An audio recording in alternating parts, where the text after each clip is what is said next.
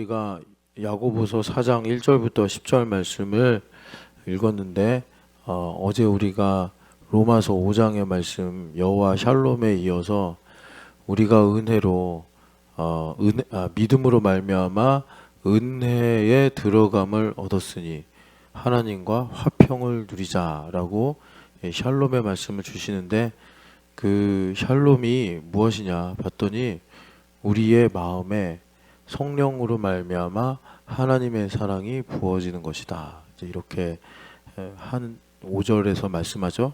그래서 우리 마음에 이제 성령으로 말미암아 하나님의 사랑이 부어진다.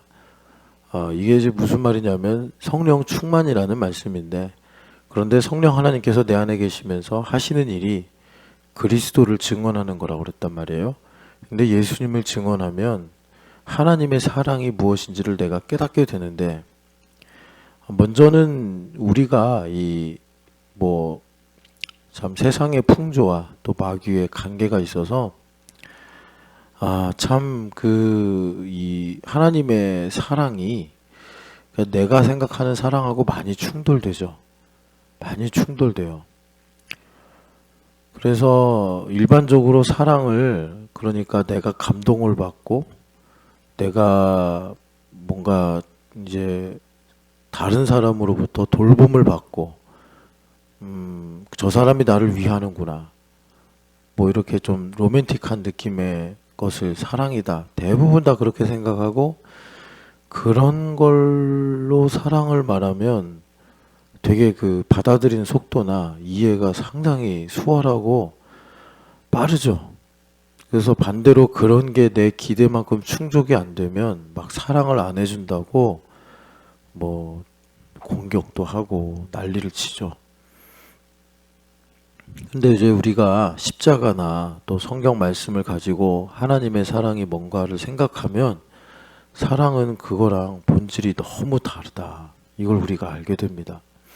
그래서 참 우리가 사랑 하면서도 하나님의 사랑을 이렇게 거절하고 또 하나님께서 나를 사랑한다고 하실 때 참 곤란해하고 이런 상황들이 많이 생겨요. 참 그래서 사실 이제 성경에 보면 우리에게 참 많은 복과 은혜를 말씀하지만 참 인생이 짧다고 느껴지는 게, 그 사랑 하나 내가 맨날 사랑해줘 해놓고서, 아니면 사랑한다 해놓고서 내 사랑은 사랑이 아니었구나 를 발견하는 데만 한평생이 가요. 참 그게 뭐라 그럴까, 야속하기도 하고, 그게 이제 율법화의 어떤 인생이죠. 그래서 우리가 얼굴을 볼 때까지라는 책을 좀 읽자 하잖아요. 그래서 이제 이만저만 그 책들을 보시면서 뭐 또 어쨌든 그 책 자체도 좋은 책이지만 또 우리 교회의 어떤 말씀이나 또 하나님 하시는 일의 흐름상 또 하나님께서 사이드 메뉴처럼 주시는 또 은혜의 수단이니까 나름 되게 좋은 말씀들을 많이 하시더라고요. 그런데 거기서 하는 말이, 평생 내가 그 주인공이 사랑을 했는데 내가 참 사랑한 사람마다 괴롭히고 살았구나, 이걸 깨닫는 거예요, 그 소설이. 그래서 주인공이 그 베일을 이제 가지고 얼굴을 가리고 살았는데 나중에 그 신이 와서 그 베일을 다 벗겨주죠. 여하튼 그런 참 어떻게 보면 인생의 소중한 순간을 그렇게 내러티브로 말을 해서 사람들에게 발견이나 인식의 전환을 유도하는 책이다, 이렇게 볼 수 있는데, 예수님 믿으나 뭐 안 믿는 사람은 또 요즘 세상에 그런 거에 가치를 두는 사람이 드문데, 뭐 믿는 사람도 그런 것 같아요. 별로 거기에 신경 안 쓰고 살더라고요. 내가 정말 사랑하는 게 맞을까? 뭐 그걸 굳이 내가 뭐 머리 아프게 고민할 필요 없이 상대방에게 물으면 되죠. 내가 당신을 사랑해서 행복하냐? 근데 그런 얘기는 이제 멍석을 좀 깔고 얘기해야 되죠. 그냥 갑자기 뭐 묻고 해가지고 단순하게 아니요, 예 이렇게 답이 나오는 문제는 아니니까. 여하튼간에 제가 잠깐 이제 그 로마서 5장 5절에 하나님의 사랑 얘기하다가, 하나님의 사랑은 작정인데 우리는 이제 이 흑암에서 선택하고 결정한다는 건 자연스럽게 안 된다는 얘기 아닙니까? 내가 기도하기 싫으니까, 기도를 잘 안 하니까 날마다 기도하기로 결정하고 선택해야 되며, 내가 그 하나님의 뜻이다라고 할 때 그 뜻대로 행하기가 참, 뭐 내가 배고플 때 밥을 먹듯이 졸릴 때 잠을 자듯이 그렇게 자연스럽게 안 되니까 내가 그것을 깨닫기까지 기도하고, 깨달은 다음에도 그걸 어떻게 해야 되나 또 하나님께 구해서 방법을 얻고, 그리고 더 나아가 이제 그것을 행할 수 있는 능력을 받아서 내가 순종하든지 그렇게 이제 선택하며 살아가야 되는데, 사람들은 이제 이런 것들을 번거롭게 여기고 그냥 내가 좋아하는 대로 그냥 가만히 두면은 되는 거 있잖아요. 그냥 내 마음에 너무 적합해서 그냥 물이 위에서 아래로 흐르듯이 그냥 내가 뭐 생각만 하면 행동이 되고, 그냥 내가 머릿속에 자연스럽게 논리가 성립이 되고, 그래서 남이 거기에 대해서 일침을 가하거나 좀 이제 수정을 가하려고 그럴 때 난리를 치고 공격한다고 그러고 또 자기 연민에 빠지고, 하여튼 간에 그런 놀라운 방어 기제들을 여러 가지로 가지고 있어가지고 내가 살아가는 길로 선택하는 그런 거 말고, 그런 거 거기엔 하나님 사랑이 없죠. 거기엔 이제 어둠만 있을 뿐이고, 하나님의 사랑은 내가 장점도 없고 하나님께 뭔가 이렇게 보탬이나 기여가 될 만한 게 전혀 없는, 로마서 5장 5절 이하에 보면 내가 원수되고 죄인되었기 때문에 하나님께서 인간적인 제 어떤 논리로 풀어보면 영원전에 나를 사랑하시기로 선택하셔서 맨날 말 안 듣고 맨날 딴소리하고 맨날 배반하는데도 하나님은 사랑 노래 참고, 말씀처럼 오늘 다시 사랑하시기로 결정하시고 오늘 사랑하시기로 다시 선택하시는 것이 바로 하나님의 사랑이다. 이제 우리가 그렇게 생각한단 말이에요. 그러니까 성경에서 말씀하는 하나님의 사랑하고 우리가 이 땅에서 원하고 받으면 좋아하고 없으면 외롭다고 하는 그 사랑하고는 너무 다른 거예요. 그러니까 성령 하나님께서 내 안에 계시면서 어떤 상황이 생기느냐, 성령 하나님도 참 말하자면 고통스럽고, 그리고 여러분 그 우리를 하나님께서 그 신명기에 보면은 애굽 땅이 살기 좋은데 가나안 땅으로 옮기는 이유를 말씀해 주시잖아요. 물론 성경에서 애굽 땅이 좋다 이렇게 말씀 안 하고, 애굽은 그 채소의 그 밭에 물 대기를 그렇게 이제 수로를 만들어서 그렇게 이제 물댐과 같다 이렇게 말씀하시잖아요. 살기 좋다 이 얘기입니다. 나일강이 있어가지고. 그런데 이스라엘 백성들에게 젖과 꿀이 흐르는 땅이다 하시면서 살게 하시는 땅은 비를 내리면 땅이 흡수하는 땅이다 이렇게 말씀하시는데, 그게 뭐냐면 살기 힘든 땅이다 이 얘기예요. 그런데 하나님께서 여기가 안식이고 가나안의 복지다 하시면서 인도하신 이유는 뭐예요? 그런 모든 조건이 하나님께 최적화되어 있다 이겁니다. 그러니까 다시 말하면 우리가 흑암의 세상에 살면서 하나님 바라보고 하나님의 뜻을 구할 수 있도록, 오늘 여기 우리가 읽은 야고보서에 보면 애통하며 울지어다, 즐거움을 근심으로 바꾸라, 주님 앞에서 자신을 낮추어라 이렇게 말씀하시는데, 이렇게 흑암에 살면서 상한 심령을 갖도록 하는데 최적화된 땅이다. 그래서 하나님의 공급으로 살아가서 먼저는 흑암에서 구원을 받고, 그리고 두 번째는 요셉이나 또 여호수아에게 하신 말씀처럼 형통하게 하셔서 이 땅에서 하나님께서 얼마나 선하시고 복된 분인가를 믿지 않는 사람들에게 전하면은 증인으로 사는데 최적화된 땅이다 이것입니다. 그래서 우리가 이 세상에서 삶을 살면서 두 가지 크게 말하면 구원받는 거 그리고 증인으로 사는 거, 이 두 가지가 필요한 거예요. 거기에 최적화된 땅인데 내가 가나안에 들어와 놓고서도 하나님의 뜻이 무엇인지 알지도 못하고 관심도 없고 그저 그냥 그 민수기에 보면 광야에서 이스라엘 백성들이 그 속내가 다 드러나잖아요. 내 중심으로 살려고 하면 그렇게 살기 힘든 땅이 가나안 땅이다. 그래서 신명기에서 보면 너희가 이 복과 저주가 있는데 그 둘 중에 하나 선택해야 된다 하시는데, 저주는 뭐냐면 하나님의 뜻을 아는데 고생하면서 하나님의 뜻이 뭔지를 알게 되는 것이고, 복은 하나님의 뜻이 무엇인지 알아 그 하나님의 뜻을 이루기 위하여 살아갈 때 하나님께서 나의 삶에 어떤 일을 이루시는가를 증언하며 사는 것이다, 이렇게 말씀한단 말이에요.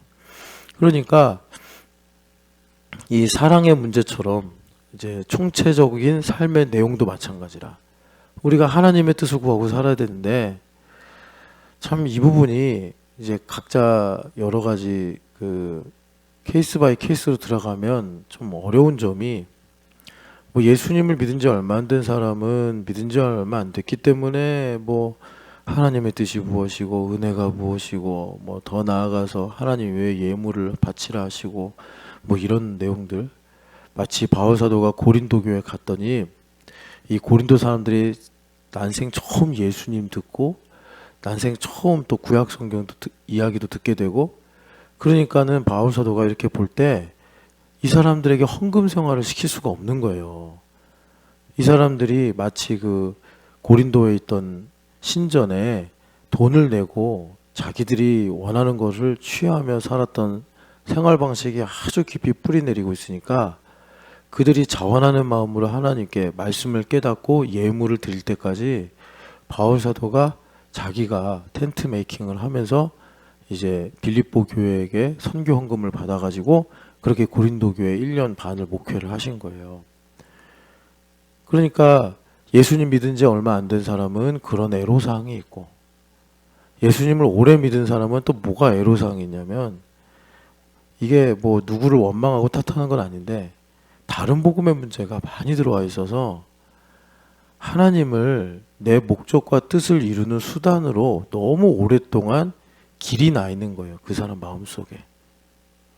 그러니까 이제 하나님을 내 뜻, 내 목적을 이루는 수단이 아니라 내가 이제 하나님의 뜻을 이루며 하나님의 영광을 위해 살아가야 되는 정도의 길을 얘기하면, 왜 그러냐면 흑암에서 증인으로 살아야, 제가 여러분들에게 내내 말씀드리는 것처럼 저는 목사이기 때문에 사심이 있어서 여러분들이 밥을 먹더라도 나물 반찬 플러스 고기 반찬을 먹었으면 좋겠고, 만약에 여러분들이 1500cc 차를 타고 다니면 그래도 하나님께서 넉넉하게 주셔서 2000cc 이상의 차를 탔으면 좋겠고, 뭐 기왕 집에서 살 거면 5평이라도 넓은 데서 살았으면 좋겠다, 이런 생각을 갖고 그 성경을 딱 보니 우리 하나님께서 박하시고 이 흑암은 심판받을 때니까 너희들은 그냥 고생하고 살아라, 이렇게 말씀하시는 것이 아니라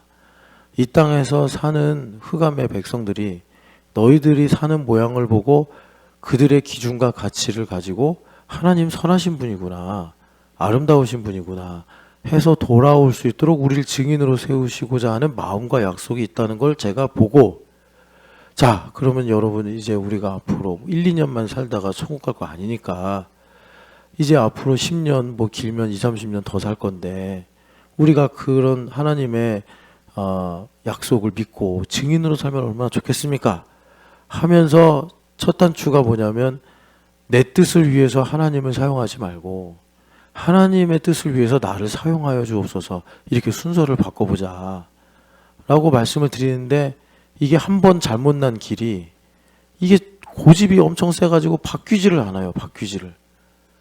이게 오래 예수님 믿은 사람의 애로사항이에요. 애로사항. 참 그래서 어려워요. 그래서 제가 드리는 말씀이 하나님께서 제발 좀 일을 하실 수 있게 해드리자. 하나님께서 뭐 말씀을 하시든지 뭐 손을 이렇게 내미시든지 하나님께서 벌떡 일어나시기라도 해야지 내 삶에 무슨 문제가 해결되든지 또 하나님께서 주시는 복이 임하지. 하나님을 꼼짝 못하게 해놓고서 뭐가 힘드네, 뭐가 안 되네, 뭐 왜 예수님 믿는데 삶이 힘드네 이런 얘기 하고 있으면 어떡하냐. 하나님을 일을 하시게 해야지. 그러면 여러분 똑같아요. 이건 어려운 문제가 아니에요. 하나님을 존중해 드려야 된다고. 하나님은 정말 신이시기 때문에 명예가 정말 중요하신 분이에요. 성경에 내내 말씀하시면 하나님은 명예롭지 않으면 일을 못 하세요. 그러니까 선지서에도 보면은 하나님께서 왜 이스라엘 백성들을 그 흩어진 여러 나라에 흩어진 패족같이 흩어진 이스라엘 백성들을 다시 모으시겠다고 하냐면 자기 명예 때문이라고 하신단 말이에요. 그들이 기도를 많이 해서 그들이 회개를 충분히 해서가 아니고 그거는 이제 하나님께서 일하시는 연장선에서 나온 결과들이고 그 전에 하나님께서 이제 은혜를 베푸시겠다고 하시는데 그 이유가 뭐냐면 내 이름이 더럽혀졌기 때문에 여러 나라 가운데서 나는 내 거룩한 이름을 아껴서 내 명예를 위해서 내가 그들을 다시 불러 모을 것이다. 이렇게 말씀하신단 말이에요. 그러면 이런 말씀을 우리가 보면 내 안에 계신 하나님을 하나님스럽게 하나님만큼 명예롭게 해드리는 기본은 돼야 된단 말이에요. 근데 이게 다른 복음 때문에 많이 훼손돼 있어가지고 그러니까 다른 복음이 뭐냐면 나쁜 거라고만 말할 수 없는 게 그러니까 뭐 어떻게 해야 되나요? 본인도 뭐 책임이 있어요. 자기가 선택한 거니까. 내가 좋아서 선택한 거니까. 그런데 또 메신저들의 문제도 있죠. 어쨌든 사람들을 더 빨리, 더 많이 어떤 효율성을 기준으로 그렇게 말씀을 전하려고 하다 보니까 저들이 원하는 소리, 저들이 바라는 생각에 맞춰서 복음을 전하는 거죠. 그래가지고 제가 96학번인데 저 96학번 때 군대 갔다 와서 그러면 한 2000년죠? 2000년 때? 2000년쯤에 아마 그 마지막이었을 거예요. 해마다 캠퍼스에서 그 뭐 코스타 같은 거 있었잖아요. 지금도 있는 것 같은데 거기 보면 뭐 참 아름답지 않은 그런 현상인데 하여튼 A급 목사님들, 스타 목사님들. 그래서 옛날에는 그분들이 책을 많이 내더니 요즘엔 책을 안 내시더라고. 하여튼 뭐 저기 교보나 말씀사 가면 그분들 책이 뭐 베스트셀러 쫙 있고 어디 집회하면 그분들이 A급 강사기 때문에 나와서 스피커하고 그랬던 적이 있었는데 이제 그런 분들이 모여가지고 이제 캠퍼스 어디 예약을 해서 청년부 집회 같은 걸 한다고. 예. 이제 그럴 때 뭐 대표적인 메시지예요. 비전을 가져라. 비전을 가져라. 해가지고 뭐 하여튼 그때 뭐 제가 이제 96학번이니까 90년대 학번들이 많이 모여서 막 기도도 하고 그때 한참 또 부흥 찬양 앨범 나와가지고 그거 부르면서 그런데 지금 그 사람들이 40, 50대예요. 우리나라 골치 아픈 40, 50대. 진짜 뭐 이제 제가 딱 그 중간 아닙니까? 49이니까. 진짜 40, 50 싫어. 도대체 이 인간들 말도 안 통하고 정말 암초 같은 세대, 대한민국의 암초 같은 세대.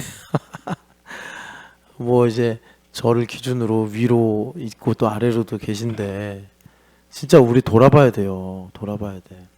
진짜. 여튼간에 참 이 40, 50대에서 이제 좀 좁혀서 기독교인 40, 50대는 더 짜증나요. 제가 진짜 하나님 얼마나 이 기독교인 40, 50대 얼마나 모시게 하실까. 근데 그게 갑자기 등장한 게 아니라 다른 복음을 하도 매겨놔가지고 말 되게 안 들어요. 뭐 목사들도 희한한 애들 많고 이제 선후배 동기들. 그러니까 참 그래서 우리가 하나님의 사랑을 배우는데 어렵다. 먼저는 우리가 뭘 알아야 되느냐. 여러분 한번 오늘 새벽에 뭐 길게도 기도 안 하시잖아. 요즘 보면 다 뭐 옛날엔 그래도 7시 반까지 기도하다 가시는 분들이 제법 그래도 한 3, 4명은 있었는데 요즘엔 그냥 준비 땅! 하면 그냥 가더라고 다. 기도 시작 하면 뭐 금세 할 말도 별로 없는지 하나님께 바라는 것도 없는지 물론 이제 출근 시간이 있으니까 또 가셔야 되기도 하지만 그러더라고요. 여하튼 간에 그 좀 기도하세요 하나님께. 그래서 바울사도가 자기가 1만 마디 방언으로 하지만 내가 마음으로 기도하는 것도 너무 감사하다 그러잖아요. 좀 마음으로 좀 기도하세요. 마음으로. 하나님 이렇게 하나님 제가 혹시 오루알처럼 내가 사랑한다고 하면서 괴롭히고 있지 않습니까? 내가 사랑하지 않는 사람들한테는 잘 행동하고 내가 선의를 베풀면서 사랑한다고 하는 뭐 대표적으로 가족들이 있겠죠. 혹시 그들을 정죄하고 내가 사랑한다는 미명하에 그들을 참 고통스럽게 하고 있지는 않습니까? 내가 더 나아가서 이제 마음으로 기도하니까 내가 그 사람들의 마음을 알고 있습니까? 한번 여쭤봐요 하나님께. 기도를 맨날 주세요만 하지 말고 하나님께 여쭤보라고. 저는 제 아내를 이용하고 살고 있지는 않습니까? 만일 그렇다면 하나님 저에게 제 아내의 마음을 이해할 수 있는 마음을 주셔서 아내를 비난하고 정죄하는 것이 아니라 왜 아내가 저런 말을 하는지 제가 이해하고 납득할 수 있도록 지혜를 허락하옵소서. 그 기도만 해도 충분해요 이 아침에. 근데 뭘 기도하시는지는 모르겠어요. 그러니까 성령 하나님 우리 안에 오셔서 하시는 일이 하나님의 사랑을 부어주시는데 우리가 하나님 사랑과 이웃 사랑이 그 대계명이라고 하잖아요. 대계명이 아니라 대강령. 그러니까 무슨 말이냐면 내가 내 가족과 내 아내를 사랑하지 못하는데 하나님을 사랑한다. 우리 하나님께서 어이가 없네 그러신다고요. 어이가 없네. 그러면 그 다음에 생기는 문제는 뭐죠? 나 구원받은 거 맞을까? 내가 구원받았으면 그것은 성령으로 세례를 받아 성령 하나님 내주하신다는 건데 내가 이렇게 하나님께 여쭤보고 나니 정말 나는 스스로 이렇게 또 그런 거 생각하면 막 눈물 날 만큼 연민이 막 치어오르잖아요 마음속에서. 여러분 또 그런 거 있잖아요. 막 만나면 정말 말은요 막 그렇게 못살게 굴면서 또 혼자서 제가 아내를 얼마나 사랑하냐면요 이러면 또 여러분 눈물 흘리잖아요. 너무 사랑한다고 막. 제가 남편이니까 그냥 제가 편의상 아내로 얘기합니다. 똑같이 바꿔도 똑같아. 그래서 그렇게 또 내가 아내를 얼마나 사랑하는데 막 이러면서 막 눈물도 흘리고 목사님 뭐 아내를 정말 사랑하고 싶어요 막 이러면서 정작 그 앞에 가면 세상에 그런 하이에나가 어딨어. 말 좀 곱게 하지. 말을 그렇게 살벌하게 아프게 해놓고서. 그러니까 중요한 건 뭐냐면 일단 뭐 사랑하고 말고를 떠나서 나 구원받은 거 맞을까?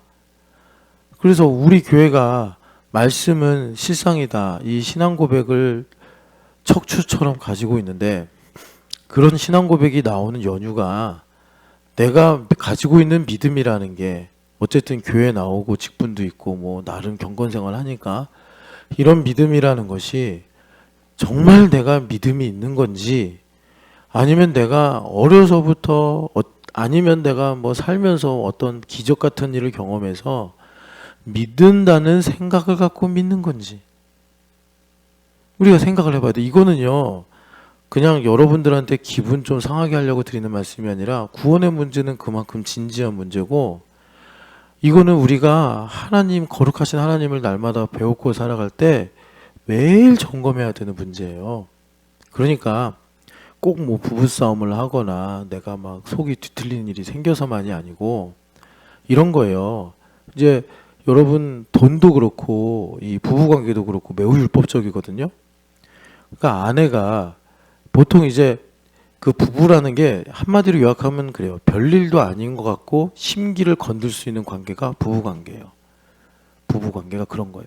별것도 아니야. 정말 아무것도 아닌 일인데 그냥 일상적인 일로 그 사람의 아주 예민한 뭐 영린 같은 거 있잖아요. 뭐 용에 거꾸로 박힌 비늘이 있다면서요. 그걸 건드리면 용이 사나워져가지고 뭐 하여튼간에 용이 사나워지면 무서운 일이죠. 하여튼 그런 영린 같은 비늘이 있다 합시다. 그거를 건드는 거예요. 그런데 그걸 건드리면 이제 보통 기독교인 남편들은 화 바로 안 내죠. 어떻게 하냐면 화가 나는 걸 이제 눈빛이나 이 어투로 드러내죠. 그러면 아내가 전의가 있으면 이제 한판 붙는 거고, 아내가 이제 그만 싸웠으면 좋겠어. 그러면 피하죠. 또 저러는구나 하고. 그러니까 그런 순간에 하나님께 나 구원받는 거 맞습니까? 여쭤봐야 돼. 왜?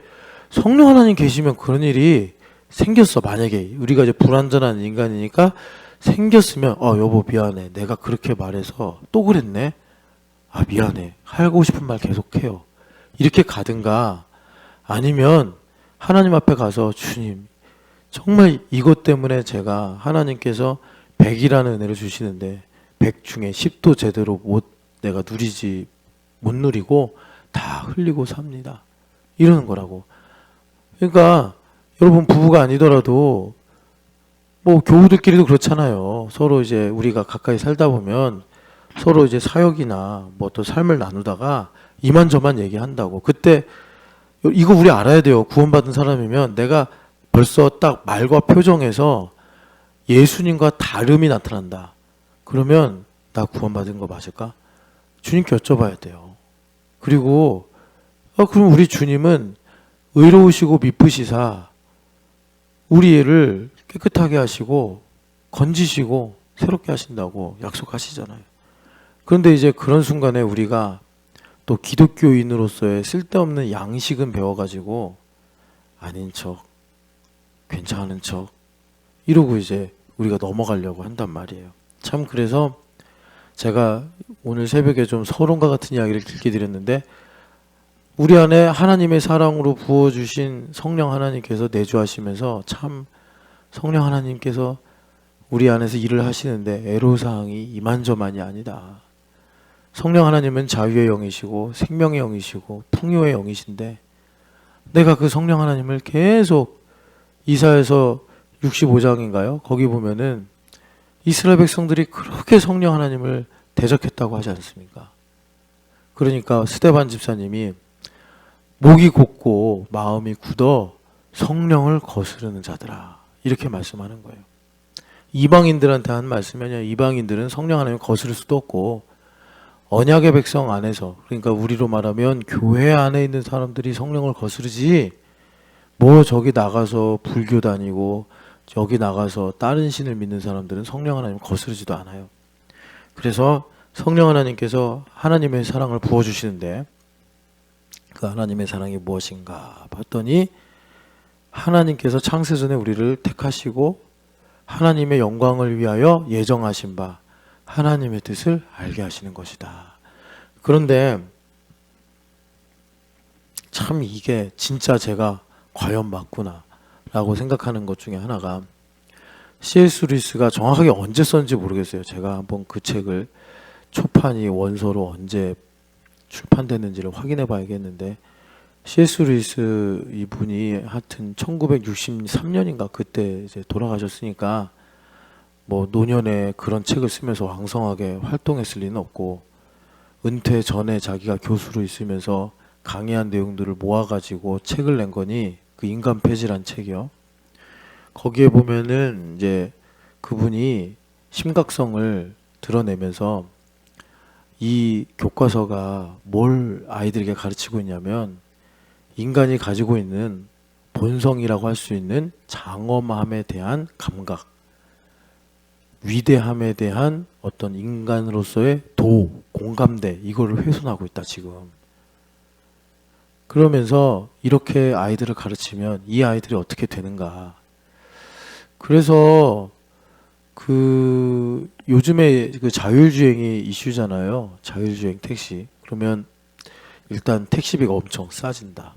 그리고 얼마 전에 그 테슬라에서 새로운 소프트웨어를 이제 드러냈다고 해야 되나? 발표했다고 그러나? 인간보다 운전을 잘해요. 그래서 그 시험 운전한 사람 이야기를 들었는데 길이 꽉 그게 뭐 강성모 씨님 잘 알겠지만 1, 2, 3단계가 있대요. 그래서 매드맥스인가? 뭐 그 단계가 있다는데 맞아요? 네. 그 단계로 하면은 엄청 복잡한 도심에서도 인간보다 끼어들기를 잘 하면서 그렇게 이제 길을 찾아간대요. 사람 전혀 관여 안 해도. 그래서 그걸 테스트하신 분이 뒤에 트럭이 있는데 진짜 자기보다 아주 빠르고 안전하게 부드럽게 끼어들기를 하고 가더래. 그런데 그걸 자기가 이제 관찰을 했는데 이게 트럭이라는 걸 인지한 거예요. 그럼 트럭은 이렇게 뭐랄까 덩어리가 크니까 그 반응하는 게 일반 승용차들하고 다르거든요. 그 특성을 얘가 알고 있더래요. 아, 이거 트럭이구나. 그래서 몇 번 들어갈까 말까 하다가 딱 좋은 타이밍이라고 했을 때 쓱 들어가더래요. 이야, 그래서 감탄을 했대요. 그러니까 사실은 지금 뭐 택시 노조나 뭐 택시 운전수들의 이런 이제 협회가 있겠죠. 거기에 반대만 잘 넘어가면 이미 자율주행 택시는 상용화 될 수 있다. 이렇게 얘기하더라고요. 그렇게 되면 얼마나 좋을까. 이제 그 얘기를 하는 거예요. 그 자율주행 택시에 대해서 소개한 사람이. 그러면서 이런 얘기를 하더라고요. 그 아주 어린 애들, MZ는 이제 노땅이고 뭐 알파 세대, 젠지 세대인가? 요즘에 또 젠지 세대래요. 이 젠지 세대 애들은요. 사람 만나는 걸 피곤하게 여긴대요. 젠지 애들은. 그래서 심지어 얘네들이 택시를 이용할 때 싫은 게 운전수가 앞에 있는 게 싫대요. 뭐 가령 통화를 한다든지 뭐 그냥 같은 공간에 사람이 있는 게 싫대요. 그러니까 옛날에 우리 어르신들은 택시를 타면 서로 이야기하면서 초면인데도 뭐 그냥 저런저런 이런저런 얘기하면서 재밌게 갈 수도 있었잖아요. 근데 젠지 애들은 사람 자체가 피곤하다는 거예요. 그러니까 이 자율주행이 얼마나 좋겠냐. 그래서 하여튼 뭐 여러 가지 장점을 얘기하더라고요. 무슨 말씀을 드리는 거냐면은 그러니까 우리가 그 하나님께서 이제 성령 하나님으로 말미암아 하나님의 사랑을 우리에게 이제 부어 주시는데 우리의 인간성이 다 사라지고 이제는 어떤 장엄함이나 위대함에 대해서 피로감을 느껴. 피로감을 느껴. 그래서 얼마 전에 여러분 제가 좀 오늘 약간 설교 외적인 얘기도 많이 할게요. 성시경 씨가 한국 가요계의 아쉬움이다 하고 얘기하는 게 스토리가 없다. 자기가 볼 때 스토리를 갖고 노래하던 마지막 사람이 아이유래요. 그런데 사람들이 스토리보다 자극을 원하니까 아이유도 요즘에 그렇게 노래를 안 만든다. 이런 얘기를 하더라고요. 저는 뭐 그쪽에 이렇게 조예가 깊지 않아서 무슨 소린지 모르겠는데 뭐 요즘 가사 보면 그냥 자극적이고 제 세대한테는 잘 이해가 안 되는 구성이잖아요. 그런데 뭔가 좀 어떤 이 이미지를 가지고 어떤 이 개념을 가지고 그것을 옛날의 가수들처럼 서사시 같이 서정시 같이 바꿔서 아마 노래를 부르는 그걸 갖고 사람들에게 호소하고 그 사람들과 공유하는 시대가 이제 지나간 거 아니냐 뭐 이런 얘기 같아요. 그러니까 그런 거 옛날에 가수들이 뭐 자신의 어떤 이런 뭐 마음과 생각을 가지고 노래를 만들어서 그 이런 거잖아요. 그러니까 싱어송라이터 맞나? 하여튼간에 그런 식으로 노래하던 시대는 이제 갔다. 그런 낭만은 없다. 사람들이 피곤함을 느낀다. 뭐 그렇게 진짜 피곤함을 느낀다 이러더라고요. 그러니까 장엄함, 웅장함은 뭐 이제 그런 거 왜 얘기해? 이런 거죠. 그리고 사람 자체가 피곤해지는 시대라면 사람 싫어. 네, 사람 싫어. 그냥 뭐 이렇게 내가 아는 대로 매뉴얼대로 하면 반응하고 최적화된 조건을 주고 하는 이런 이제 뭐라 그럴까 뭐 AI든지 이게 휴머노이든지 뭐 자율주행 택시든지 그런 게 좋다 이거예요. 우리가 이런 시대에 살고 있어요. 제가 무슨 말이냐? 하나님의 사랑이 하나님의 예정하신 바를 깨닫게 하는 건데, 이 하나님의 예정하심을 깨닫는다는 거는 우리가 워낙 이제 멀리 가 있으니까 제가 그냥 막연한 비유로 말씀을 드리면 이런 거예요. 거대한 협곡을 한눈에 내려다볼 수 있는 그런 위치에 딱 서서 이제 그 어떤 그 협곡의 모양새를 보잖아요. 그러면서 야, 정말 조물주의 이 지혜와 능력은 위대하구나. 이거를 감상할 수 있는, 이게 옛날에는 안 믿는 사람이나 믿는 사람이나 다 공감할 수 있었던 건데, 이제는 믿는 사람들도 에어컨이 좋고, 아니 그런데 힘들게 올라가서 무슨 조물주야, 그냥 유튜브에서 누르면 이게 AI로 만든 설교인지 아니면 목사가 진짜 만든 건지 쇼폼으로 나오는 메시지들이 얼마나 많은데, 굳이 내가 하나님의 예정하신 바, 하나님의 은혜와 사랑을 알려고 거기까지 올라가서 내가 야, 하나님의 이 조물주의 능력과 지혜가 얼마나 위대하냐, 이걸 못하러 내가 알아야 돼. 그러니까 장엄하고 웅장한 거는 그냥 4K로 찍은 영상을 보면서 음악과 함께 시원한 에어컨과 푹신한 의자에 앉아서 보면 그만이지, 그거를 굳이 올라가서 내가 봐야 되냐. 그만큼 C.S. 루이스가 우려하던 일들이 지금 우리 사회에 만연돼 있어서, 아까 또 말씀드렸지만 성령 하나님의 애로사항이 뭐냐, 인간이 하나님의 예정하심을 알 수 있는 최소한의 마중물이라고 해야 될까요? 접촉점들이 다 사라지고 있어요. 다 사라지고 있어요. 하나님이 나를 얼마나 사랑하시는가, 이걸 알려면 이웃을 만나야 되는데, 이제는 택시 운전수도 젠지 세대에게는 피곤한 대상이야. 그러니까 이 택시 운전수 말고 그냥 이제 그 자율주행 택시는 운전석이 없어요. 운전석이 없어요. 그거를 누가 그걸 체험해서 보여주는데, 그래서 일단 두 사람이 타는 택시도 있대요. 그러면 그 비즈니스석처럼 앉을 수 있대요. 그래서 나 혼자 타고 가다가 내가 딱 타면 이게 비행기 비즈니스석처럼 딱 눕혀진대요. 그러면 앞에 이렇게 모니터가 딱 나오고 얼마나 편해요. 근데 중간에 딴 사람이 합승을 해. 그러면 내가 어디까지 가는데 10,000원이에요, 요금이. 근데 5,000원으로 줄어든대. 5,000원으로. 그러니까 얼마나 합리적이에요. 근데 2좌석만 있는 택시도 있고 4좌석이 있는 택시도 있대요. 그건 이제 이코노미 좌석 같은 거예요. 근데 그거는 4명이 타잖아요. 그러면 요금이 2,500원으로 다운되는 거예요. 그러니까 젠지 애들이 이런 거에 엄청 열광을 한대요. 그 사람이 딱 탔어요. 처음에는 나 혼자 있으니까 아늑하게 이제 통으로 다 쓰는데, 한 사람이 가는 방향이 똑같아서 같이 타. 그러면 옆에 이렇게 뭐 유리 같은 막이 올라온대요. 너 그걸 어디서 그렇게 타는지 모르겠어요. 제가 본 거, 이렇게 들은 거니까. 그러면 이제 차단이 돼서 옆 사람이 이제 뭐 관여를 하거나 보이거나 이러지 않는데, 이제 그렇게 이제 운행이 된다는 거예요. 그러니까 참 우리가 살면서도 삶이 없는 시대를 살아갈 수 있겠구나. 하나님의 사랑이 뭔지, 하나님의 예정하심이 뭔지를 알 수 있는 게 참 어렵다. 그래서 여러분, 제가 지금 이렇게 말씀드렸는데 안 와닿을 수 있어요. C.S. 루이스가 인간 폐지를 쓰면서 마지막 인간은 기계에게 복종하는 인간일 것이다, 이렇게 하면서 끝을 내는데, 과연 그렇잖아요. 지금 전쟁도 AI가 다 한다면서요. 그래서 이번에 이란 전쟁에 이슈가 됐던 게 10년 전에 거기가 군사기지였는데 10년 후에는 학교로 바뀌었단 말이에요. 근데 AI가 10년 전 지도 자료를 가지고 폭격을 지시하니까 그 이란의 여자 아이들 학교를 폭격을 해가지고 그 아이들 다 죽었잖아요.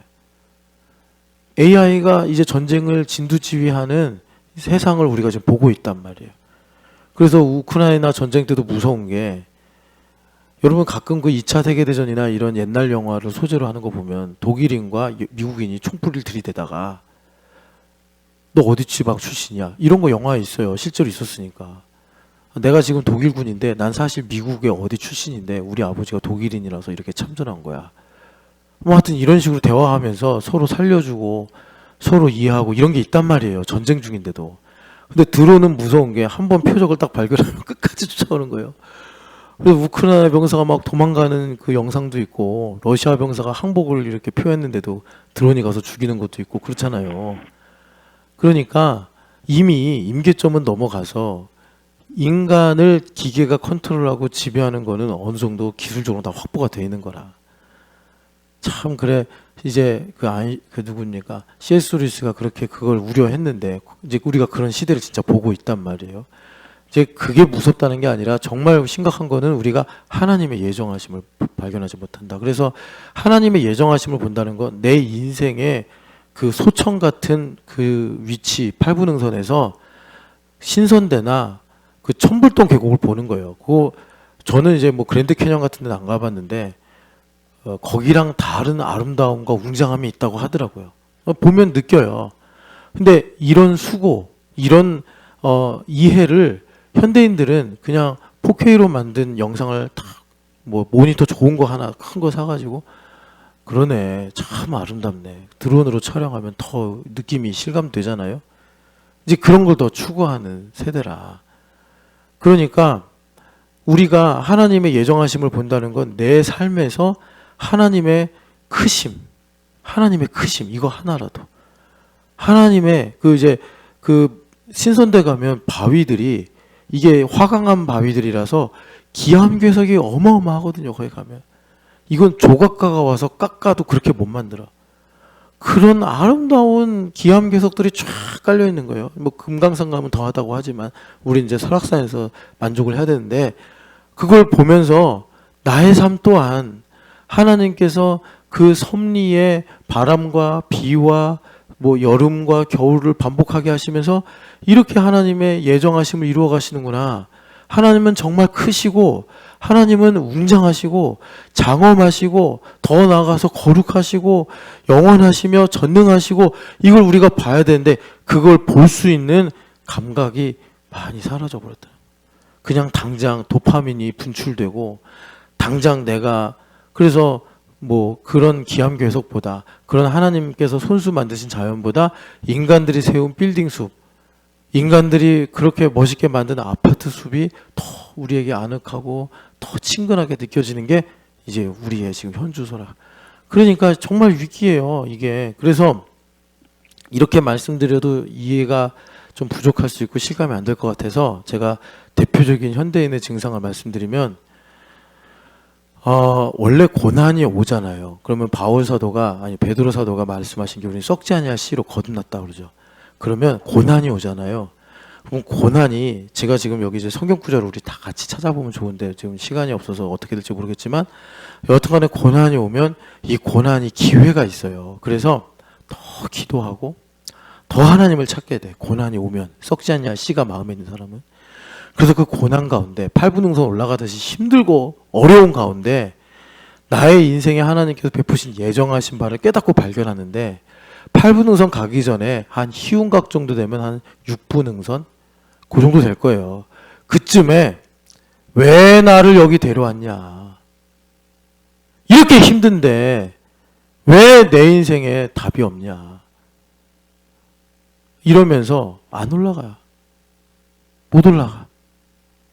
무슨 말이냐 자빠져 잔다 이거예요. 기도 안 하고 너무 낙심이 되고 너무 의욕이 없고 너무 뭔가 이렇게 이제 풀이 죽으니까 아예 기도를 안 해. 그러고서 참 안타깝지만 시간이 흘러가는 거예요.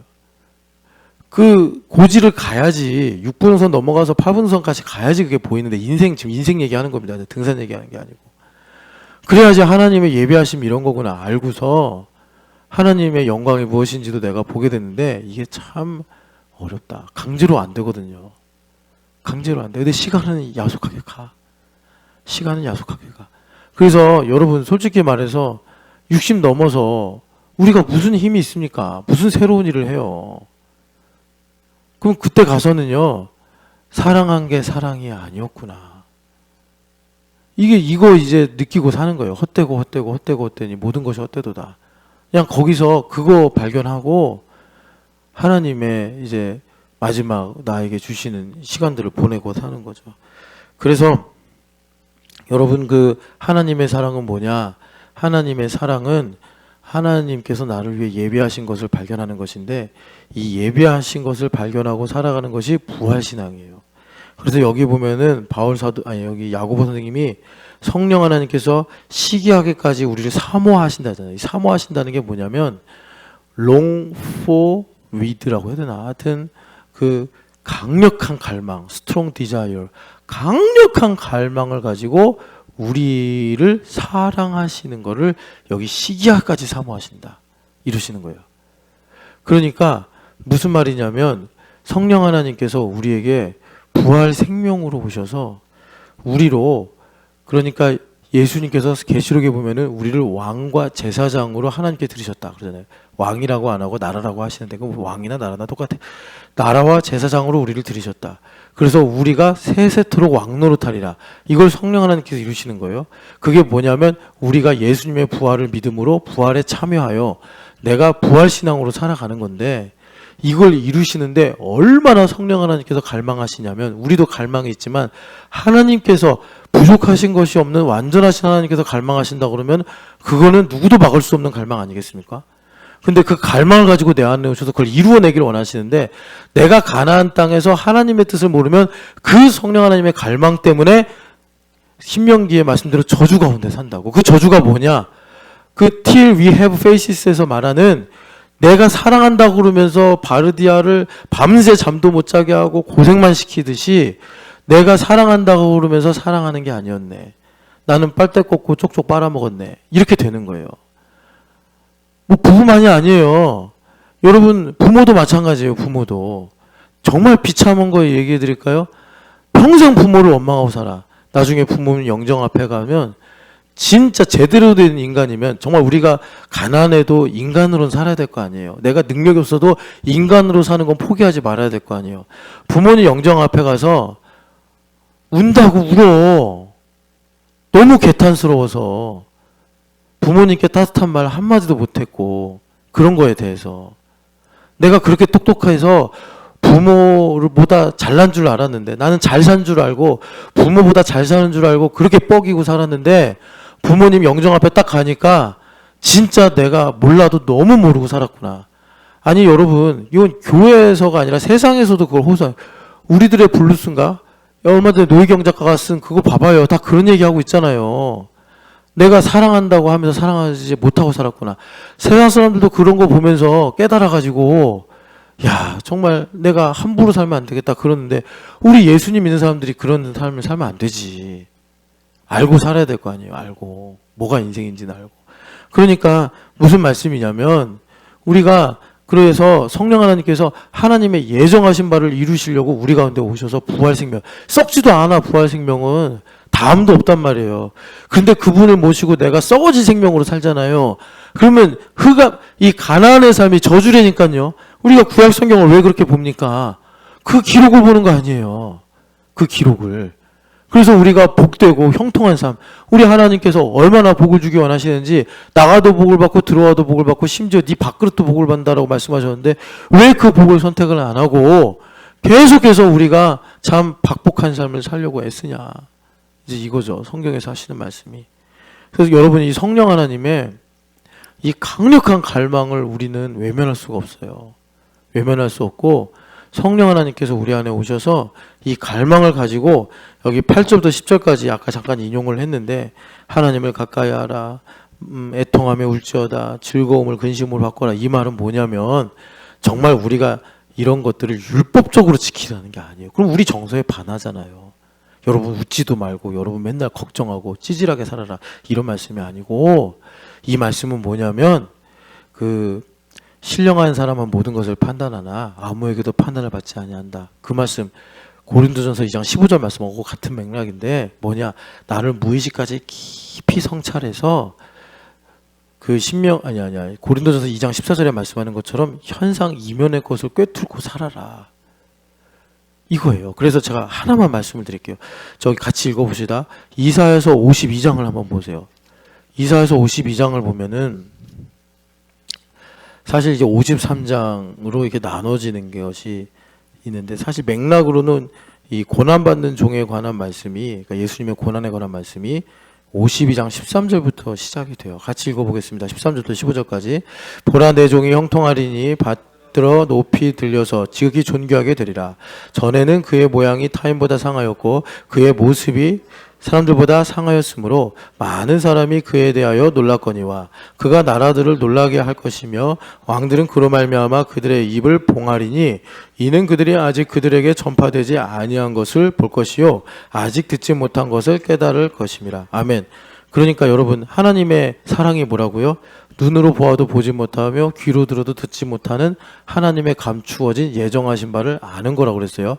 고린도전서 2장 9절 말씀이에요.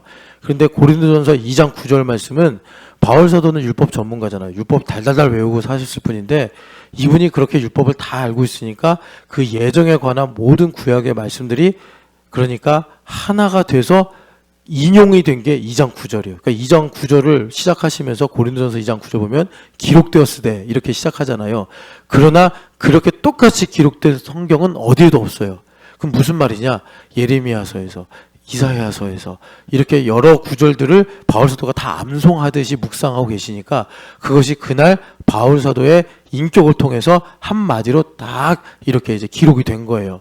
그 중에 하나가 지금 53장 13절부터 15절인데 여기도 보면은 하나님의 예정하심이 나타나는 걸 말씀하면서 그들이 듣지 못한 것을, 그들이 전파되지 않은 것을 깨닫고 보게 된다. 이렇게 말씀을 해요.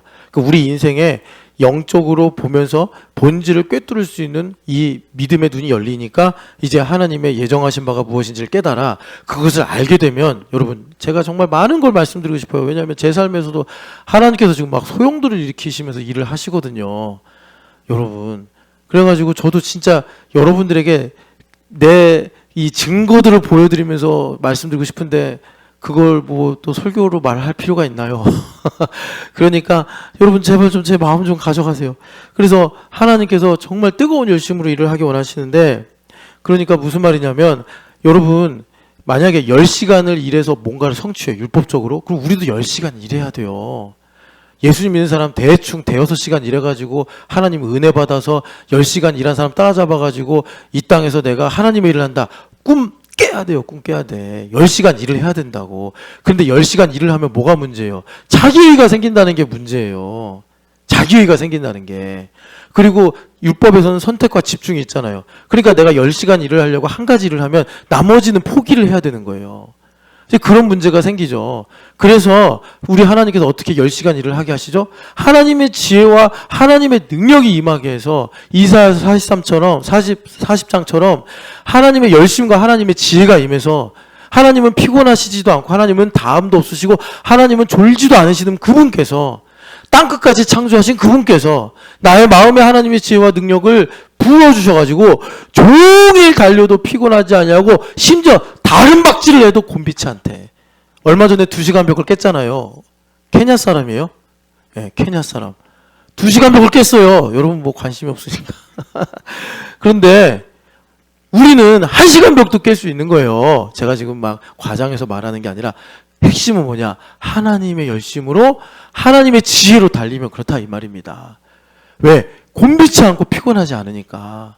지금 이렇게 변모하는 세상 속에서 여러분 어제 신문에 그 트럼프가 아니라 누구죠? 일론 머스크하고 샘 올트먼하고 싸우고 있잖아요. 그래서 샘 올트먼이 뭐 사기꾼이다.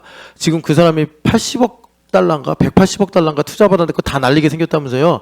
클로드나 엔트로픽이나 제미나이가 워낙 지금 치고 올라와가지고 AI 그 챗 GPT인가 그 오픈 AI가 지금 한물 갔대요.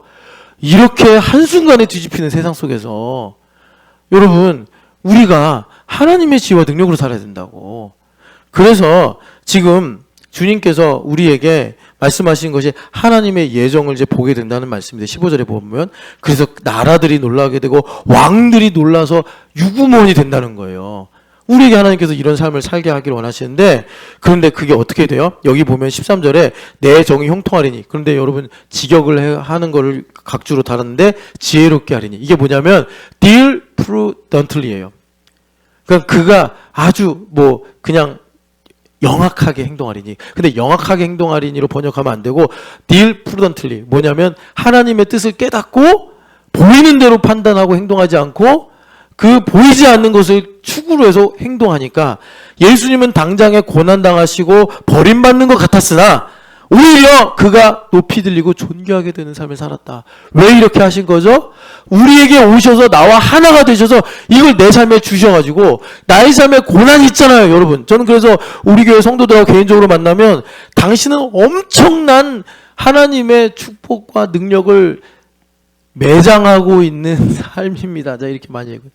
제가 여러분들한테 내내 말씀드리는 게 인생에는요, 제로섬이에요. 그건 육할아버지가 발견하신 거잖아요. 그래서 저는 믿어요. 고난의 총량이 있다. 각자에게. 하나님 섭리가 있다면. 그러면 고난 받은 것이 있으면 하나님은 그것을 마치 땅에 감추어진 지하전처럼 캐내셔서 가공을 하셔가지고 하나님의 영광과 하나님의 존귀하심을 드러내는 놀라운 하나님의 축복으로 사용하실 의향이 분명히 있으시고 그럴 능력이 있으신 분인데, 그러려면 우리가 하나님의 예정하심을 믿고 뭘 해드려야 돼요? 동의를 드려야 돼요. 동의를. 사용하십시오. 동의를 드려야 돼. 그러면 하나님께서 지금 예수님 이걸 이루셨잖아요.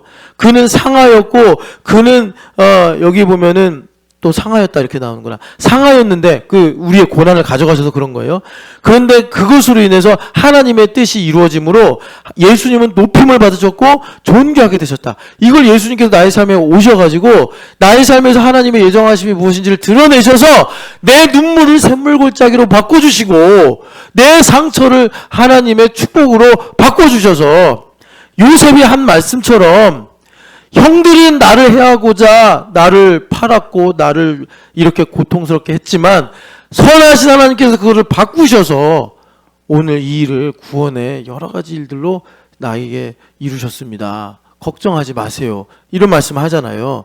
마찬가지예요. 그래서 이렇게 주님께서 나의 삶에 오셔서 하나님의 예정하신 바가 무엇인가 드러내시고 깨닫게 하사 우리 삶에 과연, 여러분 이거 중요합니다. 세상 사람들이 볼 때 고넬료가 왜 로마인 백부장인데 유대인들의 삶을 모방했겠어요? 좋아 보이니까. 그들의 삶이 부러우니까. 마찬가지예요. 청년들이, 이 땅에 많은 고통당하는 사람들이 우리들의 삶을 보고 부러워하고 좋아해서 모방하고 따라하다 보니 어느새 교회 안에 들어와 있고, 그들이 그래서 나도 라합처럼 저들처럼 땅을 갖고 싶다. 이것이 우리 주님께서 교회됨의 복음으로 이루시려고 하는 거다. 그래서 여러분, 우리 성령 하나님께서 이렇게 우리에게 하나님의 예비하신 바가 무엇인지를 깨닫게 하시고 알게 하시려는 강렬한 갈망을 가지고 계시다. 우리가 그 갈망을 외면하고 회피하면 가나안 땅에서처럼 고생하면서 우리가 하나님의 뜻이 이런 거였구나. 그걸 뭐라고 말한다고요? 헛되다. 내가 그렇게 그냥 이 사랑하려고 했었는데 내가 하던 사랑은 사랑이 아니었네. 이걸로 사랑을 깨닫는데, 우리 주님은 우리에게 원하시는 것은 뭐냐면 우리로부터 하나님의 사랑이 생수의 강물처럼 흘러가서 정말 하나님의 사랑이 이렇게 아름답고 이렇게 참 놀랍고 이렇게 신비롭군요. 이걸 사랑이 모르는 사람들이 그걸 발견하여 정말 하나님의 사랑으로 살고 싶다. 이렇게 이제 주님의 은혜가 흘러가는 것을 원하시더라라는 것입니다. 그래서 여러분 정말 하나님의 이 예비하심을 깨닫고 발견하는 그 복된 길을 선택하시고 가시기를 축복합니다. 하나님의 예비하심을 우리가 믿고 갈 때 중요한 거예요. 내 무의식이 변화돼요. 내 무의식이 변화되는 것을 이사야서 다른 구절에서 뭐라 하냐면 산들이 진동한다 그래요. 산들이 진동한다.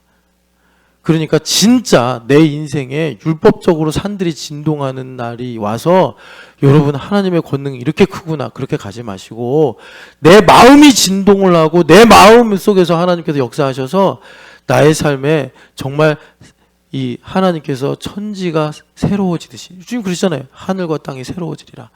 그런 놀라운 복을 누리시기를 축복합니다. 사랑하는 하나님 아버지, 성령 하나님께서 우리를 시기하기까지 사모할 만큼 강렬한 갈망을 갖고 일하십니다.